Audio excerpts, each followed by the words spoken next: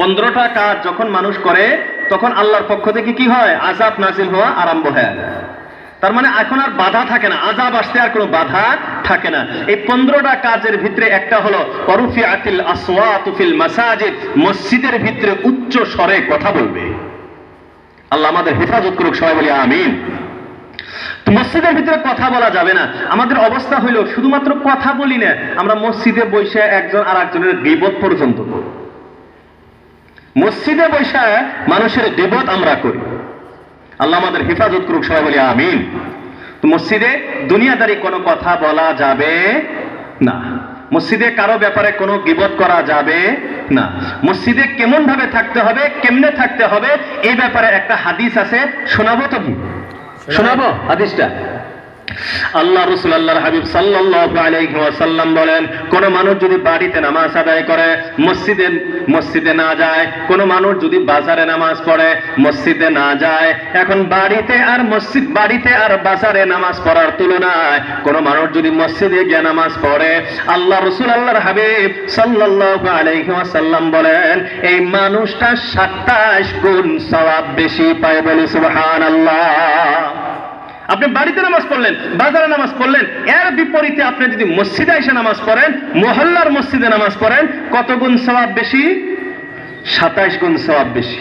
তাহলে প্রয়োজন আছে না আমাদের? এখন আল্লাহ রাসূল আল্লাহর হাবিব বলেন, এটা কেমনে 27 গুণ সওয়াব আল্লাহ রাব্বুল আলামিন কেমনে বেশি দেয়, কেন বেশি দেয়? আল্লাহ রাসূলের বিশ্লেষণ করেন, ফাইদা তাওয়াদ্দা ফা আহসানাল ওযুআ। এখন মানুষ যখন ওযু করে, ভালো করে ওযু করে, কোথায় ওযু করে? বলে বাড়িতে। কোথায়? তো ওযু কোথায় করতে হবে? আর আমরা কোথায় করি? এটা খালি আপনাদের এলাকা না, এটা প্রায় জায়গাতেই। এখন বাজারের কথাটা ভাই বেলেগ, বাজারের মসজিদের কথাটা বেলেগ। বাজারে আমরা থাকি তখন তো মসজিদেই পেশাব পায়খানা করে মসজিদে ওযু করতে হবে, সেটা আর আলাদা ব্যাপার। কিন্তু গ্রামের মসজিদে, বাড়ির মসজিদে আমি যখন মসজিদে আসবো, ওযু কোথায় করতে হবে? ওযু, গোসল, পেশাব পায়খানা সব কোথায়? আরো জোরে বলেন না, কোথায়? বাড়িতে। এটা ইসলামের আদর্শ। আল্লাহ রাসূল বলেন, তাওয়াদ্দা ওযু করে, ফাহসানাল ওযুআ সুন্দরভাবে ওযু করে। সুন্দরভাবে ওযু মানে কি? 3 বার ধোয়া 3 বারই ধোয়, 5 বারও ধোয় না। গরমের দিনে, ঠান্ডার দিনে খালি পানি দিয়ে মসা করে না। ঠান্ডার দিনে পানি কম, গরমের দিনে পানি বেশি। বলে না, ঠান্ডার দিনেও 3 বার ধোয়, গরমের দিনেও 3 বার ধোয়। এটা হলো সুন্দর ওযু। তো আল্লাহ রাসূল আল্লাহর হাবিব বলেন, ফাহসানাল ওযুআ, সুন্দরভাবে ওযু করেন। সুন্দর করে ওযু করার পর এখন মানুষটা মসজিদের দিকে রওনা হয়ে গিয়েছে, মসজিদের দিকে বাহির হয়েছে। লা ইউরিদু ইল্লা সালাহ, শুধুমাত্র নামাজের ইচ্ছায় বাহির হয়েছে, অন্য কোনো উদ্দেশ্য নাই। কারো সাথে সাক্ষাৎ করার উদ্দেশ্য নাই, বাজারে যাওয়ার উদ্দেশ্য নাই।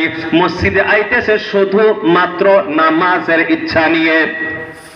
আল্লাহ রাসূল আল্লাহর হাবিব বলেন, যখন শুধুমাত্র নামাজের ইচ্ছা নিয়ে, ইরাদা নিয়ে বাড়ি থেকে যখন বাহির হয়, এই মানুষটা এখন এক একটা কদম ফেলায়, একটা দুইটা কদম। আল্লাহ রাসূল বলেন, প্রত্যেক কদমে একটা করে সওয়াব, একটা করে গুনাহ মাফ, জান্নাতে একটা করে দরজা বুলন্দ করে দেওয়া হয়। বলে সুবহানাল্লাহ। তাহলে বাড়িতে যদি ওযু করি, তারপরে মসজিদের দিকে আসি, তাহলে সওয়াব আছে না নাই? প্রত্যেক কদমে কদমে সওয়াব, প্রত্যেক কদমে কদমে গুনাহ মাফ, প্রত্যেক কদমে কদমে জান্নাতের দরজা বুলন্দ। এরা বন্ধুরা আমার, এখন যদি মসজিদে আইসা ওযু করি, এই সওয়াব কি পাওয়া যাবে? পাওয়া যাবে? তাহলে ওযু কোথায় করব? সবাই বলেন না, কোথায়? বাড়িতে। এখন আমি কদমে কদমে সওয়াব নিয়ে মসজিদে আসলাম। এখন যখন আমি মসজিদে আসলাম, মসজিদে আসার সাথে সাথেই কি জামাত শুরু হয়? জামাত আরম্ভ হয়ে যায় কি?